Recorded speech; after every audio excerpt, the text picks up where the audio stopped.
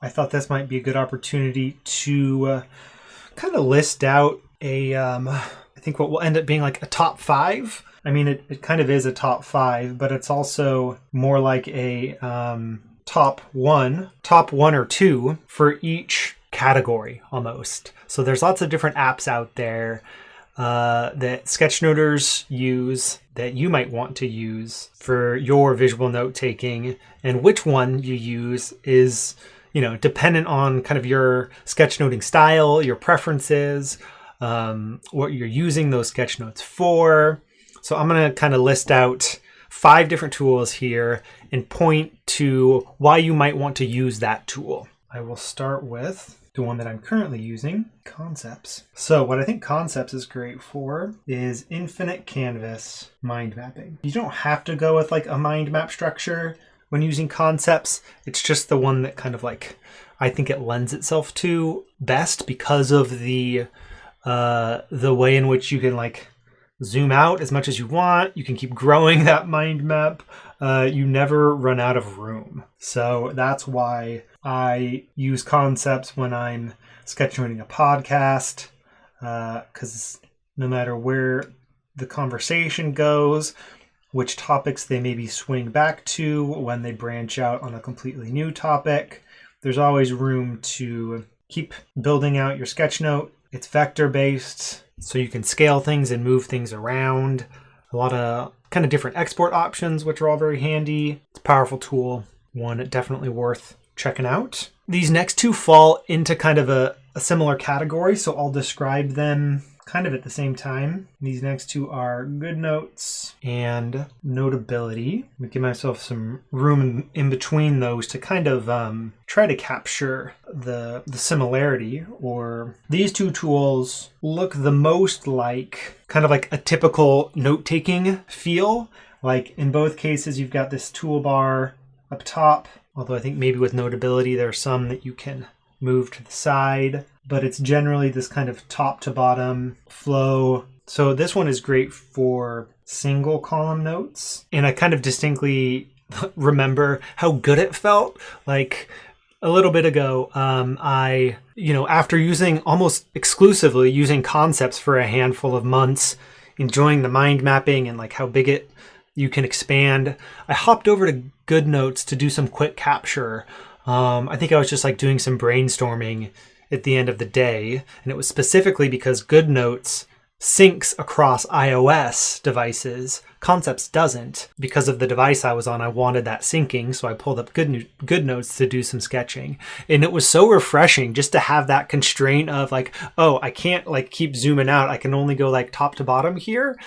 And there was something that I really enjoyed about that constraint. So sometimes that type of flow, that type of constraint can be really helpful. So that's something to keep in mind. One thing I like about GoodNotes is that there are lots of templates available, including Cornell, if that's a format that you're familiar with. I shared a video about kind of adding sketchnoting elements to the Cornell note-taking technique. So if that is appealing to you, go check out that video. So with GoodNotes, there's lots of page templates. I think I slightly prefer the kind of the UI, the feel of GoodNotes a little bit more than the feel of Notability. But what makes Notability really stand out is the audio recording feature, which is kind of mind-boggling how powerful it is. Because in addition to just having like the ability to have an audio file associated with your sketch note, you can actually play back your notes. You can listen back to the audio that you recorded, and you can see your sketch note being replayed. Like, so it replays your sketch note like in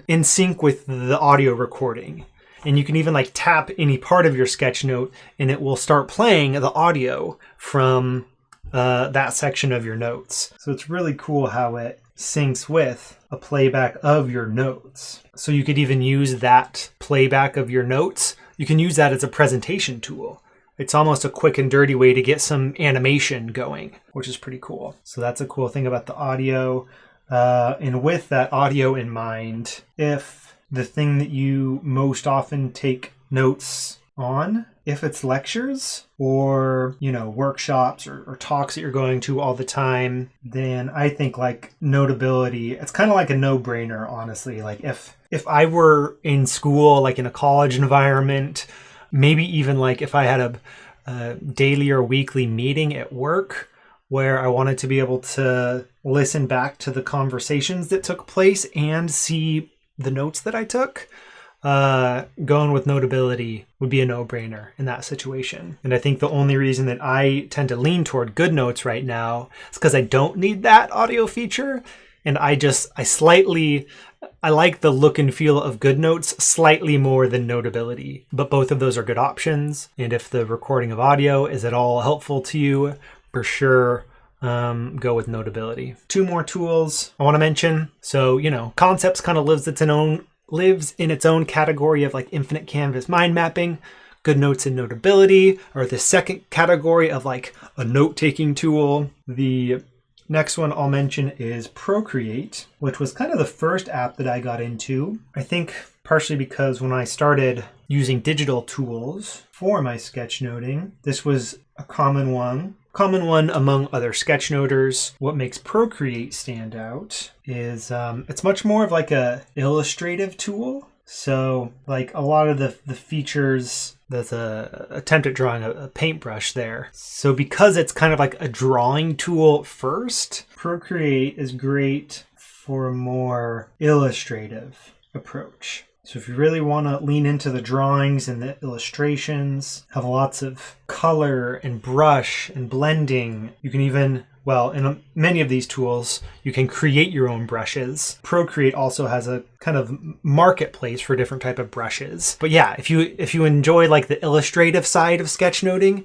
then Procreate is a good option for you. Somewhat like Notability, it's a little bit different feel to it. Procreate also has the ability to like export a time lapse of your project, like of how all of the marks came together. So that can be a cool like behind the scenes of how you made whatever it is that you made. So Procreate is a good option. The final digital sketchnoting app that I will mention today is Miro. Miro falls within a different category compared to the others that I've shared so far. So I'm trying to give, some my top suggestions for each of the kind of broad categories of apps, at least from my perspective. What makes Miro interesting and helpful is that it's a collaborative tool. It's a collaborative whiteboard app.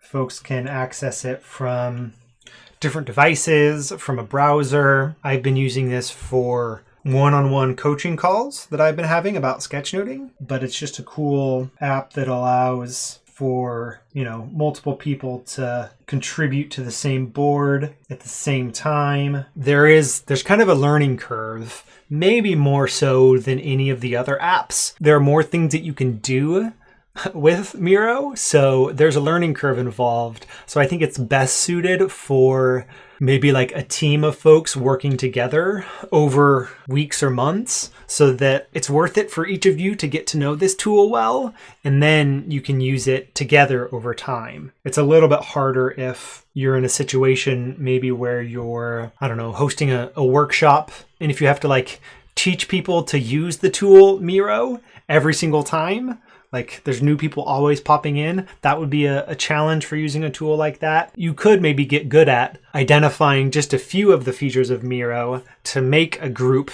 collaboration session useful. So there might be a way to like identify the most important things to know about that tool to bring people up to speed.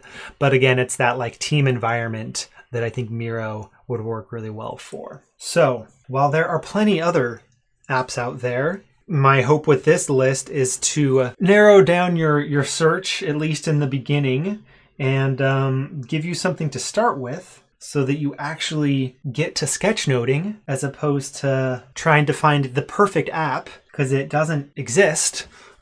So my suggestion would be, don't look for the perfect app.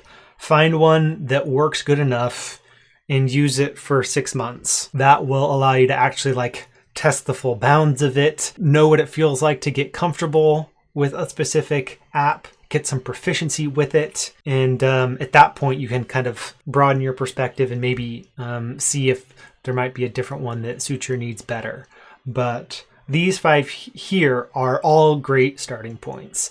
So based on my brief descriptions here, and maybe like a couple of YouTube demos, if you want to see what any of these look like in action, use that as a starting point, and then just like run with it. Get to sketchnoting as soon as possible and get away from just tool experimentation. So I hope that brief overview is helpful and helps you decide which app to run with first.